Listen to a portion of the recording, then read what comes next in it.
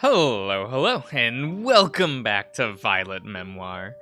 We are having this lunch, right? Lunch with all our pals, our friends, our buddies. I don't know, but we're having a nice little I guess, one-on-one chat with Lily. That was her name, right? I'm not forgetting things. We're doing recordings. You can't prove anything. It's fine. She only gives me a gentle smile and doesn't probe me any further than I can tell. Wait, any further, but I can tell she wants to ask more about what we did. It's a massive strain to hold back a blush from showing in my ears. I barely stop myself from jumping when she rests her free hand on my own. I didn't see her move her other arm. I'm getting too lost in my thoughts. No, excuse me. I'm glad you're doing a lot better. It looked like you were having a panic attack or something. It was pretty terrifying to see you suddenly freak out like that. No, I'm sorry. I didn't mean to. No, stop that. You didn't do anything wrong, but can you tell me what happened? I just had a pretty messed up dream, that's all. What was it about? You don't have to be scared. I won't judge you. I open my mouth, but after a moment's hesitation, I close it again. I can easily find an excuse if I want to, but that's a disservice to Lily. She's reaching out and offering to help. It's not fair to her. I'm sorry you had to go through that. That must have been scary. Yeah, I'm just glad it was a dream. The diary must have really messed me up that night. Something about reading about the average day of someone who killed 3 people just made me feel sick. I shouldn't have pushed you to read the book. I didn't think it would have this much of an effect on you. If you want, we can switch topics and of our project. I know everyone else wouldn't mind. No, it's fine. I'll just make sure not to stay up all night reading it again. I think the lack of sleep didn't help.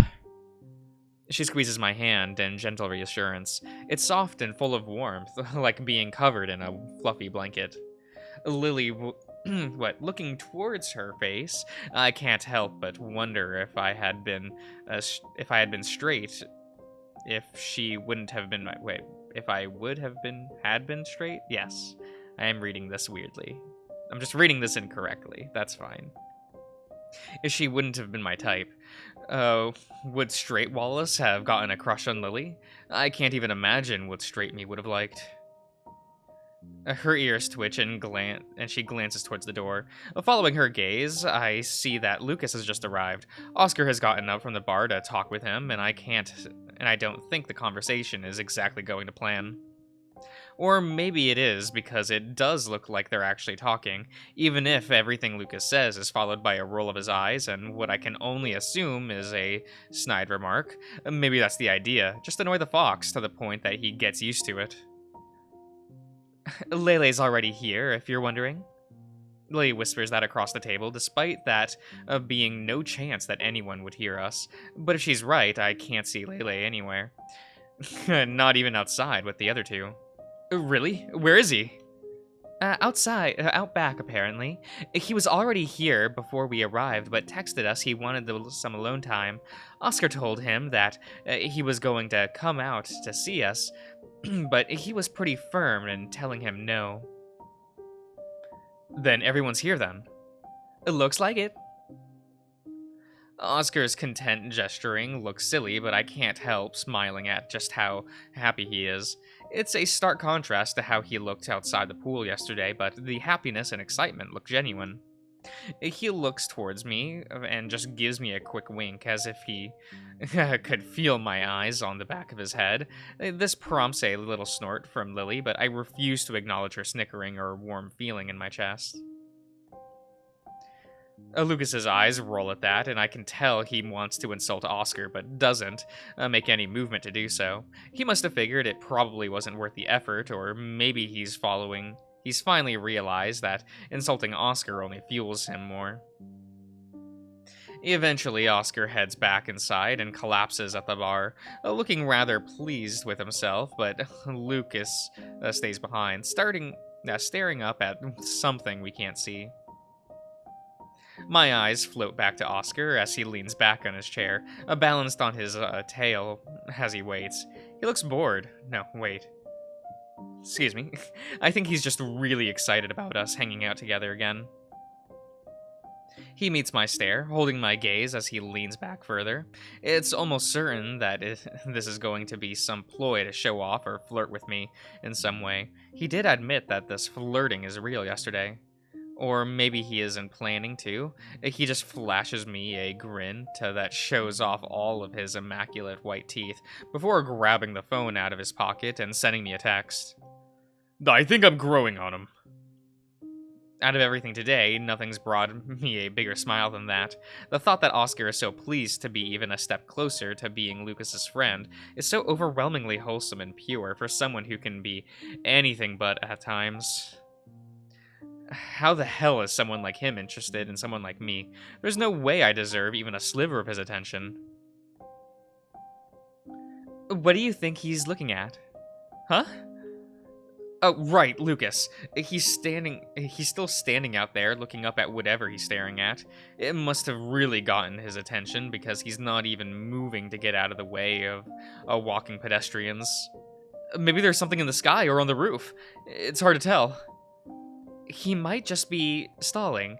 He doesn't seem to be be the most fond of crowds. That makes sense. Neither am I. She giggles at that, a warm and soothing sound that perfectly encapsulates the relaxing atmosphere. We've only known each other for a couple of days, but it feels like we've been friends for ages.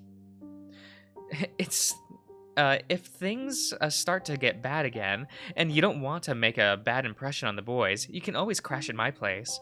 My bed's big enough for the both of us easily. We're pretty small. Plus, Dad's a great cook. That kind of offer is overshadowed by the ominous mention of her father. I don't really know anything about him, but someone as confident as Lily must have an absolutely terrifying father. I don't think your dad would approve of you sleeping in the room as a boy. I get the feeling he won't worry. That causes me to pause, and my eyebrows furrow in confusion. Then the realization of what exactly she's implying hits me, and I can feel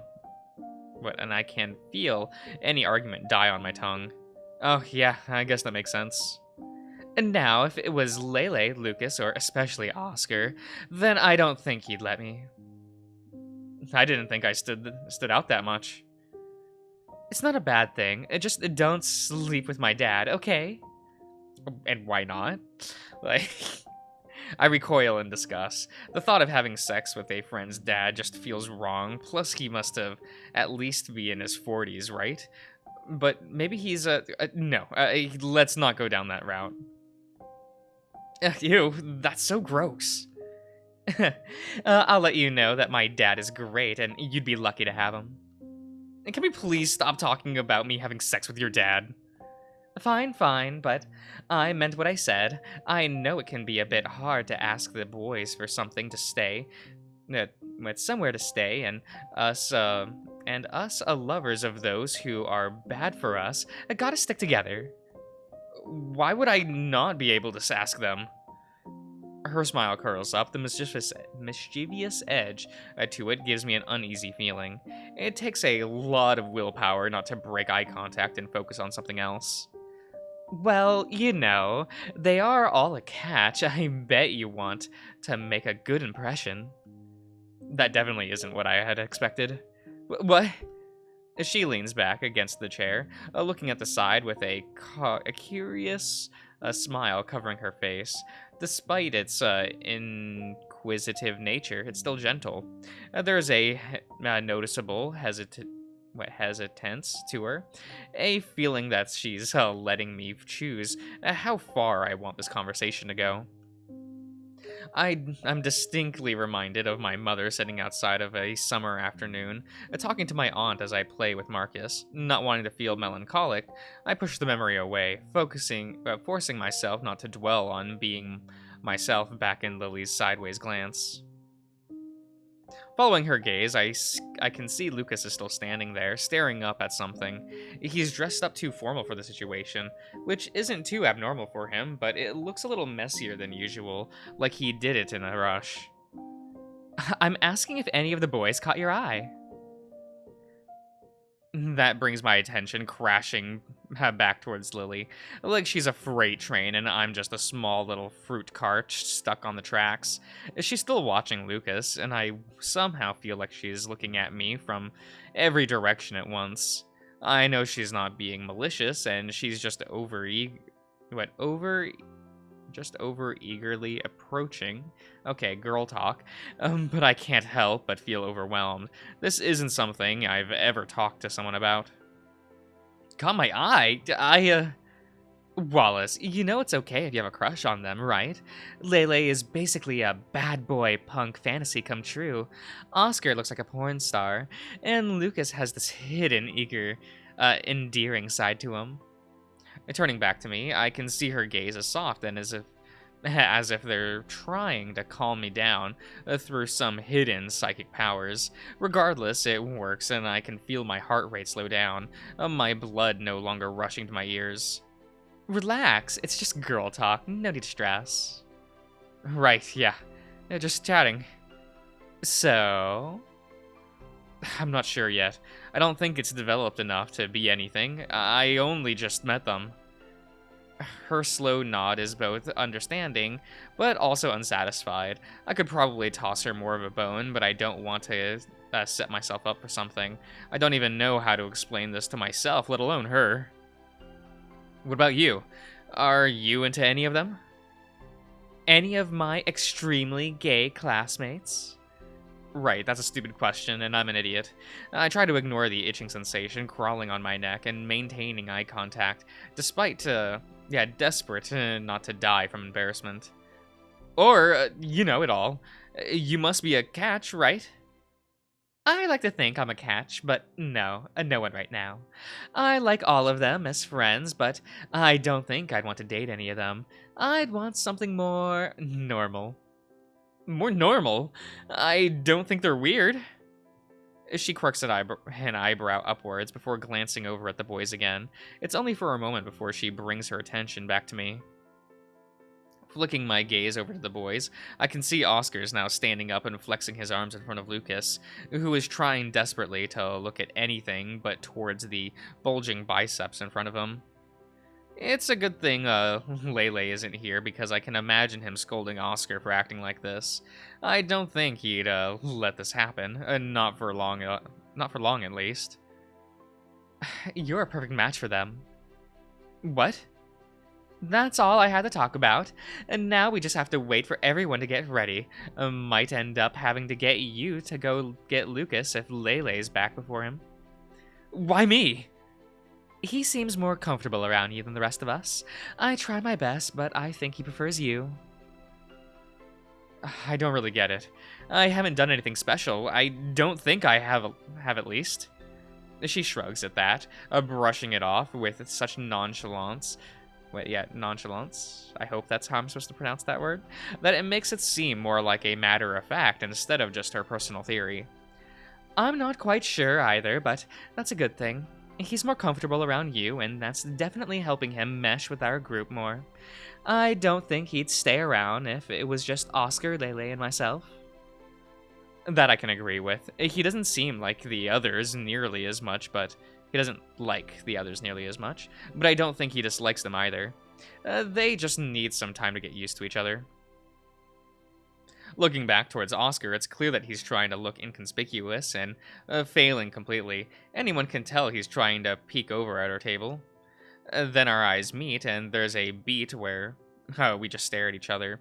The moment that goes for eternity is broken by Lily's giggling, and Oscar flashes me a massive smile like he's just an innocent bystander. Despite my best attempts to hold back a smile of my own, it still twitches the corner of my mouth. It's hard to resist the energy, especially with Oscar almost blinding brightness and Lily's consistent giggling. I signal for him to come over, and he all but darts off his stool, like he's trying to win a race against all of the other patrons for the last seat in the bar. He looks like such a dork, but plays it off with an abundance of confidence. Prince Charming, huh? Lily's teasing voice in my ear is almost enough to cause them to turn into a fierce, fiery Fury, fire, inferno. Look, this is hard. These words are hard. I'm so jealous of all of these people with dark fur colors. The redness peeks through my almost translucent white fur too easily. I should probably get you on that side. I gotta fit everyone in. Don't worry, leaving anyone out to dry, right? Don't want to, yeah. He offers his hand, and the moment I take it, I'm hoisted out of the seat with little effort. That it's almost scary. He could probably lift both Lily and me with one arm and not break a sweat. Oscar slides into the seat, letting me fumble to get in next to Lily. He looks excited. Yeah, he looks excited to be back with the group. Well, some of the group. His whole body looks to be swaying to the light pop music playing over the radio. I wouldn't have even noticed the music if I didn't see him bouncing to the beat. Even his tail is tapping against the ground next to the seat. Did you guys have a good chat? I think it went pretty well. Had a little girl talk, minus the girl part. They both look at me, waiting to see if everything's all right with me. Even though Oscar's staying ever the optimist, there's a glint of concern in his eyes that matched the warmth radiating from Lily. Yeah, it was nice. I'm glad we had it. For some reason, Oscar preens himself, like he did something amazing, and I know he's just being over dramatic to try and keep the tone light. I'm not going to lie to myself and say it isn't working. Good. I'm not the one for heavy stuffs. Better to have Lily for that. Speaking of, I'm going to the ladies' room. Try not to get into trouble, boys. No promises. I prepare to slide out of the booth for her, but before I can even try, she climbs up onto the seat and crawls over me. I'm frozen in shock as she manages to get out and skips towards the toilet without acknowledging it at all. Oscar, on the other hand, is cackling like he's some villain in a cartoon. There's a maliciousness from him that I have to resist the urge to pout like a child. He calms shortly after, and he looks me over, eyes lingering on my own. Normally, this would ignite a signal for the blood to rush to my face, but it doesn't feel like he's checking me out, more like he's satisfied with what he sees.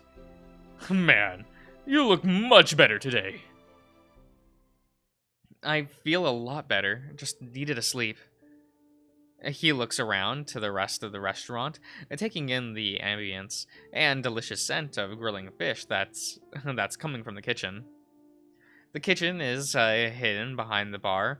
The only view into it is the long window stretching across the entire back wall, allowing everyone in the restaurant to just barely see some of the chefs. What do you think of the place? Pretty great, right?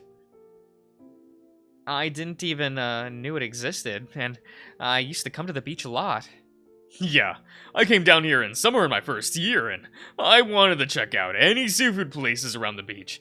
Turns out this place is a local favorite, and I've come here ever since. I bet the boys love it when you take them here. Never taken a guy here before. That catches me off guard, and I can't stop a dubious expression from covering my face. His only reply is a sheepish grin. It's so cheesy that I have to resist the urge to roll my eyes like Lucas. You're telling me you've never taken a guy that you picked up from the beach here? Not much of a dating kind of guy. So you just take them right home? Home right away? Well, we typically drink and dance at the club for a while. And nothing else? You just take them home for sex afterwards? Pretty much, yeah. There is a twinge of something I don't understand in my chest, and I look for something to change the subject. I bring up the first idea that comes to mind, even though I know it's probably not the best idea. What happened with your coach yesterday? Is that normal? A sigh is the first thing that comes out of his mouth, and it saps most of the energy with it. He doesn't look disappointed or annoyed, more like silently accepting his fate. Yeah, he's just a mother hen. I'm doing great. I still have the best times on the team. No one else comes close. It's the reason I got a scholarship instead of poaching some international import. I think he's Yeah, excuse me, more worried about you overworking yourself than the times. There's a flash of annoyance in his eyes, but it flickers and dies, morphing into something more melancholic. And that smile never leaves his face, and there's no animosity towards me. Yeah, all right. I'm going to end the part here, everyone. So I'll see you around.